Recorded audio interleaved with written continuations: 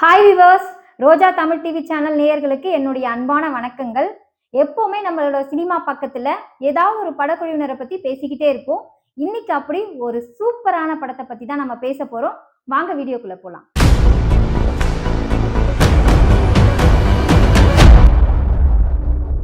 வணக்கம், ரோஜா தமிழ் டிவி சேனலுக்காக நான் உங்கள் ஹரிணி. வணக்கம் மிஸ்டர் பாரதி சார். வணக்கம். சாரோட இப்ப ரீசெண்டா அவர் எடுத்திருக்க படத்தோட ட்ரீம் கேர்ள் ஹீரோயின் வந்திருக்காங்க. அவங்களையும் வெல்கம் பண்ணிடலாம். வணக்கம் மரிஷா. ஹாய். ஹாய். சாரோட அப்கமிங் ட்ரெண்டிங் ஹீரோயின் நீங்க, உங்களை பத்தி சொல்லுங்க.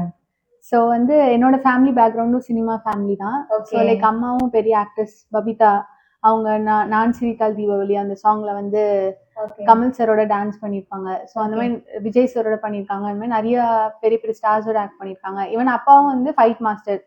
ஸோ லைக் ஃபேமிலியே வந்து சினிமா ஃபேமிலினால எனக்குமே அந்த அவங்கள பார்த்து அந்த இன்ட்ரெஸ்ட் வந்துருச்சு. ஸோ அதனால நானும் கொஞ்சம் சின்ன வயசுல உங்களுக்கு சினிமா வாய்ப்பு ஈஸியா கிடைச்சிருச்சா?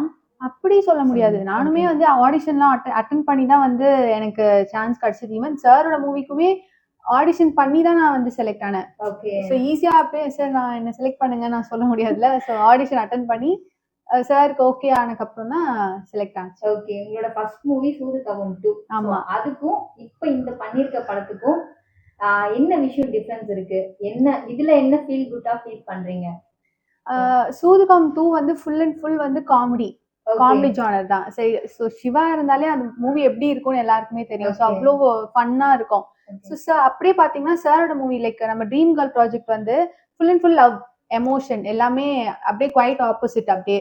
ஸோ வந்து இந்த மூவில வந்து ஃபுல்லா வந்து லவ், அதுக்கப்புறம் எமோஷன்ஸ் எப்படி வந்து ஒருத்தவங்களுக்கு ஈச் கனெக்ட் ஆகுறது அந்த ஒரு ஜானர் தான். இது வேற அது வேற. ஸோ ரெண்டுமே டோட்டலி கம்ப்ளீட். ஓகே சார், உங்களுக்கு ஃபர்ஸ்ட் கதையை சொல்லி அப்ரோச் பண்ணும்போது எப்படி இருந்துச்சு உங்களுக்கு? பண்ண முடியும்ன்ற நம்பிக்கை இருந்துச்சா? அஃப்கோர்ஸ் லைக் வந்து எப்படின்னா சாலமன் சார் தான் வந்து அவரை நான் ஒரு ஆட் ஷூட்ல மீட் பண்ணியிருந்தேன். அவர் தான் இந்த மூவியோட சினிமாட்டோகிராஃபர். ஸோ அவர் வந்து எனக்கு இந்த மாதிரி ஒரு ஆஃபீஸ் இருக்கு ஹரிஷா வந்து பாருங்கன்னு சொல்லி கூப்பிட்டாரு. ஸோ அப்பதான் சார் ஃபர்ஸ்ட் டைம் மீட் பண்ணி ஸ்கிரிப்ட் கொடுத்தாங்க. இதான் டைலாக்னு சொல்லி கொடுத்தாங்க. ஆடிஷன் பண்ணோம். சார் செலக்ட்னு சொல்லியாச்சு. அப்படியே தான் ஜேர்னி ஸ்டார்ட் ஆச்சு. ஓகே, ஸோ இந்த படத்துல நீங்க பெஸ்ட் திங்ஸா, அதாவது நான் ஒரு சேலஞ்சிங்கா பண்ணிருக்கேன் அப்படின்னா என்ன சீனை நீங்க இதுல சொல்லுவீங்க? சீன் வந்து லைக் பிரபுன்னு சொல்லி ஒருத்தவங்க இதுல செகண்ட் லீடா பண்ணிருக்காருங்க. ஓகே, ஸோ அவங்க கூட இருக்கு இந்த சீன்ஸ் எல்லாமே எனக்கு கொஞ்சம் சேலஞ்சிங்கா இருந்துச்சு. ஏன்னா அது ஒரு மாதிரி லைக் இப்போ ரிவீல் பண்ண முடியாது. ஸோ லைக் அவர் வந்து அவருக்கு அகெயின்ஸ்டா நான் பண்ற மாதிரி இருக்கும். ஸோ எல்லாமே அவரை வந்து அகெயின்ஸ்டா நான் பேசுறது அந்த சீன்ஸ் எல்லாம் கொஞ்சம் சேலஞ்சிங்கா நல்லா இருந்துச்சு. ஓகே, ஆக்டிங் வைஸ் உங்களுக்கு அது சேலஞ்சிங்கா இருந்தது. ஓகே, நெக்ஸ்ட் நீங்க என்ன கேரக்டர் இந்த மாதிரி சேலஞ்சிங்கா எக்ஸ்பெக்ட் பண்றீங்க? மேபி எனக்கு பர்டிகுலரா எதுவுமே கிடையாது. எனக்கு வந்து இப்போ ப்ராமினென்ட்டான ரோல்ஸ் இப்போ ஒரு மூவில வந்து ஒரு சீன் 2 சீன் பண்ணா கூட ஓகே. பட் ஆனா கடைசி வரைக்கும் இந்த சீன்னாலதான் இந்த மூவி ட்விஸ்ட் ஆச்சுன்னு சொல்லுவாங்கல்ல. சோ அந்த மாதிரி ஒரு ப்ராமினென்ட்டான சீன்ஸ் எந்த ப்ராஜெக்ட்ல இருந்தாலுமே நான் எனக்கு பண்றதுக்கு இன்ட்ரெஸ்டடா இருக்கேன். சோ ஃபெயிலியர் ஆன ஆடிஷன்ஸ் இருக்கா? அஃப்கோர்ஸ் இல்லாம எப்படி இருக்கும்? ஆடிஷன்ஸ் வந்து ஒரு இப்போ நம்ம வந்து எடுத்தோடனே நான் போனோடனே நான் செலக்ட் ஆயிட்டேன்னு சொன்னா வந்து யாருமே நம்ப மாட்டாங்க. ஸோ வந்து ஆப்வியஸா ஒரு 10 ஆடிஷன் அட்டெண்ட் பண்ணனா ஒரு 2-3 ப்ராஜெக்ட்ஸ். என்ன கேக்குறேன்னா, ஆல்ரெடி உங்க ஃபேமிலி பேக்ரவுண்ட் ஒரு சினி இண்டஸ்ட்ரி பேக்ரவுண்ட் தான். சோ உங்களுக்கு எவ்வளவு கஷ்டமா இந்த சினி வாய்ப்பு கிடைச்சிருக்கு? கஷ்டமா எவ்வளவு நீங்க கஷ்டப்பட்டு இந்த சினி வாய்ப்பை வாங்கி? இது கஷ்டம்னு இல்ல, நம்ம பாக்குற விதத்துலதான் இருக்கு எது கஷ்டம் எது ஈஸின்னு சொல்லிட்டு. இப்போ வந்து நிறைய பேர் இந்த மாதிரி நிறைய ஆடிஷன்ஸ் போறாங்க. அதான் சொல்றேன், நிறைய தான் இந்த மாதிரி ட்ரை பண்ணிட்டு இருக்காங்க. லைக் உங்களை மாதிரி இன்னும் குட் லுக்கிங்கா இருக்காங்க. ஆனா அவங்க எல்லாம் இன்னும் ட்ரையிங்ல தான் இருக்காங்க. சோ அவங்க என்ன விடுறாங்க, நீங்க என்ன புடிச்சிட்டீங்க? அது என்ன சொல்ல எப்படின்னா, இப்போ ஒரு டைரக்டர் இருக்காங்க. அவங்க வந்து இப்போ நம்ம ஆடிஷன் பண்ண இத கிளிப்ப பாப்பாங்க. மேபி அவங்களுக்கு வந்து அது சாட்டிஸ்ஃபைங்கா இருந்துச்சுன்னா, எல்லாருமே சூப்பரா தான் பண்ணுவாங்க. 10 ஆடிஷனும் நல்லா தான் இருக்கும். அந்த 10ல வந்து அவங்களுக்கு சாட்டிஸ்ஃபைங்கா எது இருக்கோ அவங்கள செலக்ட் பண்ணுவாங்க. அவ்வளவுதான். ஓகே, சோ உங்களுக்கு ஒரு ஆப்பர்ச்சுனிட்டி கிடைக்கலன்னா நீங்க ஃபெட் அப் ஆக மாட்டீங்க. ஆமா, ஆப்வியஸா அவங்க வந்து அது ஏதோ நம்ம கிட்ட பாக்கலன்னு அர்த்தம். ஓகே, அவங்க எதிர்பார்க்கிற அவங்க மைண்ட்ல வச்சிருக்கிற அந்த ஒரு இது வந்து நம்ம கிட்ட இல்ல. அதனாலதான் நம்மள செலக்ட் பண்ணல. இப்போ வந்து சார் வந்து அவர் மைண்ட்ல வச்சிருந்தது வந்து என்கிட்ட மேபி அந்த ஆடிஷன்ல பாத்துருக்கலாம். அதனால என்ன செலக்ட் பண்ணிட்டாரு. இப்போ நானுமே வந்து அவரோட சாட்டிஸ்பாக்சனை ஃபில் பண்ணேன்னா ஆப்வியஸா வந்து ஓகே நம்ம இன்னொரு ப்ராஜெக்ட்ல பார்க்கலாம்னு சொல்ல போறாங்க. சோ அப்ப நீங்க சொல்ற மாதிரி மேக்ஸிமம் டைரக்டர்ஸ் வந்து ஆர்டிஸ்டோட டேலண்ட் பர்ஃபார்மிங் தான் பாக்குறாங்க. கரெக்ட். சோ ஆனா இன்னைக்கு சினிமாவை பத்தி அப்படி பேசலையே. சோ உங்களுக்கு தெரியும்னு நினைக்கிறேன். Adjustments, okay. கேர்ள்ஸ் அபியூஸ் பண்றது இந்த மாதிரியான விஷயங்கள் சினிமாக்கள்ல நிறைய நடக்கிறதா பேசுறாங்க. ஆமா. அந்த மாதிரி உங்க பேக்ரவுண்ட் ஃபிலிம் இண்டஸ்ட்ரியில இருந்து நீங்க அந்த மாதிரி ஃபேஸ் பண்ணிருக்கீங்களா? உங்களுக்கு அந்த மாதிரி நடந்திருக்கா? டச்வுட் இது வரைக்கும் எனக்கு அந்த மாதிரி எதுவும் ஆகல. ஓகே. ஸோ சார் மாதிரி நல்ல நல்ல பர்சன்ஸை தான் நான் என்னோட ஜேர்னில மீட் பண்ணிட்டு வரேன். ஓகே. மேபி அந்த மாதிரி இருக்கலாம், இல்லாம இருக்காதுன்னு சொல்ல முடியாது. மேபி இருக்கலாம், எனக்கு தெரியல. பட் அவங்க அந்த மாதிரி லைக் அவங்கள எப்படின்னா சினிமாவை வந்து லவ் பண்ணி எடுக்கல, மேபி சினிமான்னு எடுக்கல, சும்மா அவங்க டைம் பாஸ்க்கு பண்றதுனால அவங்க அப்படிலாம் பண்ணலாம். எடுக்கிறவங்க அப்படி பண்றாங்க, ஆனா போய் மாட்டிக்கிறவங்க இந்த மாதிரி மாட்டிக்கிறாங்களா? ஆமா. சோ அப்போ வந்து போறவங்க தான் பார்த்து போகணும். அந்த மாதிரி நிறையவே இருக்கு. இது அதை நம்ம அப்ரோச் பண்ற விதம் இருக்குல்ல. இப்போ நம்மளுக்கு ஒண்ணு வந்து போகும்போதே தெரியும் எப்படி இருக்குன்ட்டு. சோ அது பார்த்து நம்ம அதுக்கேத்த மாதிரி பிடிக்கலன்னா அப்போ வந்துட வேண்டியது, அவ்வளவுதான். சோ நீங்க ட்ரை பண்றவங்களுக்கு என்ன சொல்ல விரும்புறீங்க? ட்ரை பண்றது கிவ் யூ 100%. லைக் எப்படின்னா 100% உங்களோட இது பண்ணுங்க, உங்க ஒர்க் நீங்க பண்ணுங்க.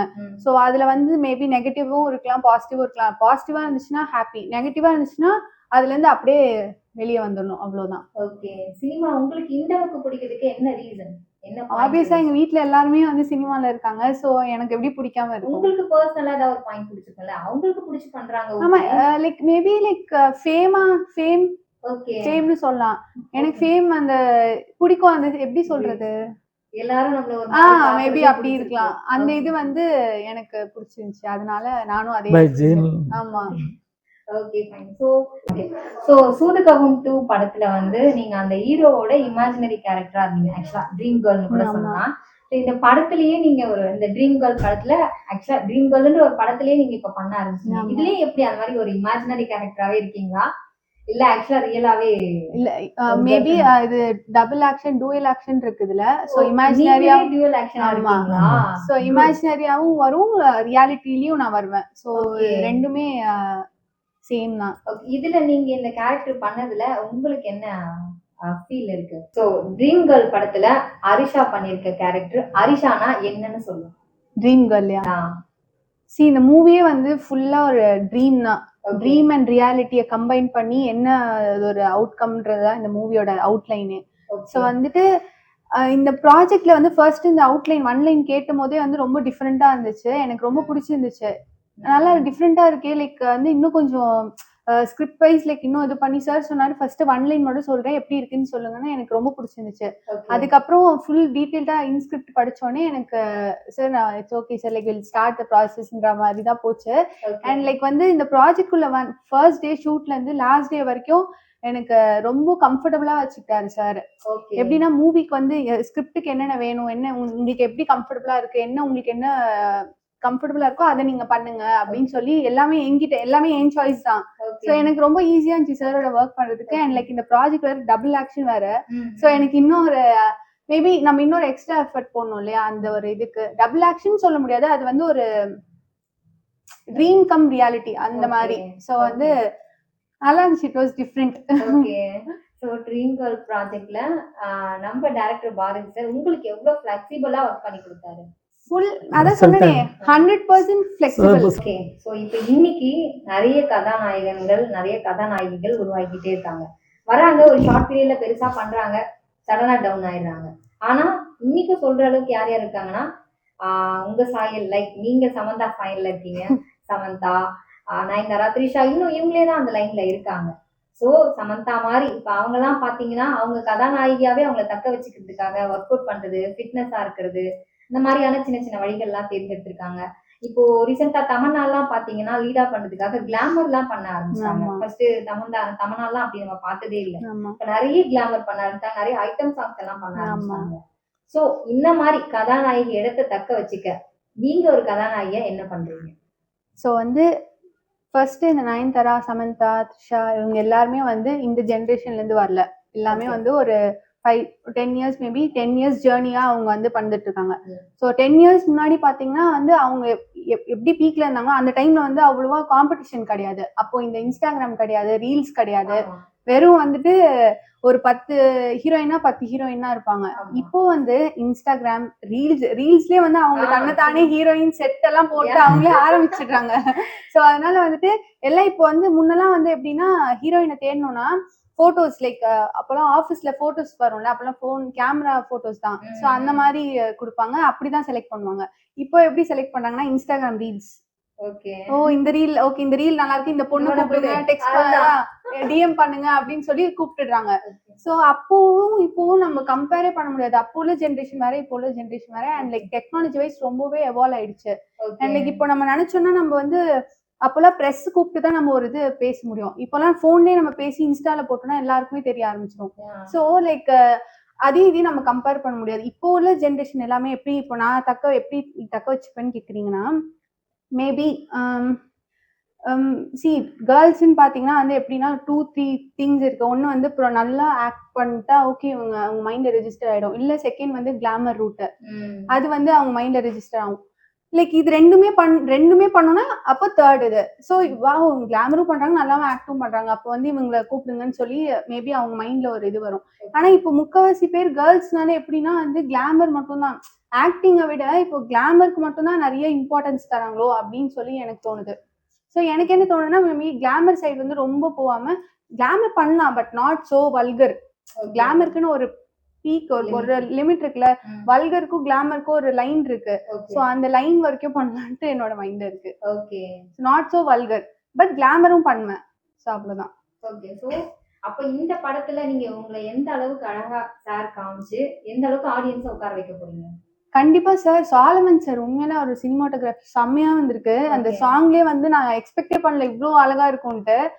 ஈவன் நான் ஆடியோ லான்ச்ல கூட சொல்லியிருந்தேன் சார் சூப்பரா பண்ணிருக்கீங்கன்னு. ஏன்னா அவ்வளவு அழகா பண்ணிருக்காரு, டிஐ எல்லாம் பண்ணி ரொம்ப நல்லா வந்திருக்கு அவுட்லுக். அண்ட் லைக் நானே வந்து இவ்வளவு அழகா இருக்கேனான்னு சொல்லி நானே ஷாக் ஆயிட்டேன். ஸோ அதனால வந்து நல்லா வந்திருக்கு மூவி. நீங்க கண்டிப்பா தியேட்டர்ல நெக்ஸ்ட் மந்த் ரிலீஸ் ஆக போகுதுன்னு சார் பிளான் பண்ணிட்டு இருக்காங்க. தியேட்டர் வரும், கண்டிப்பா எல்லாரும் போய் பாருங்க, உங்க எல்லாருக்குமே பிடிக்கும். இந்த மாதிரி நீங்க பல வீடியோக்கள் பார்த்துட்டு இருப்பீங்க. இந்த வீடியோ உங்களுக்கு பிடிச்சிருந்தா இந்த வீடியோவை மறக்காம லைக் பண்ணுங்க, கீழே கமெண்ட் பண்ணுங்க, ஷேர் பண்ணி இந்த சேனலை சப்ஸ்கிரைப் பண்ணி கூடவே இந்த பெல் ஐக்கானை கிளிக் பண்ணி எங்களோட அடுத்தடுத்த வீடியோஸை தொடர்ந்து ஃபாலோ பண்ணுங்க.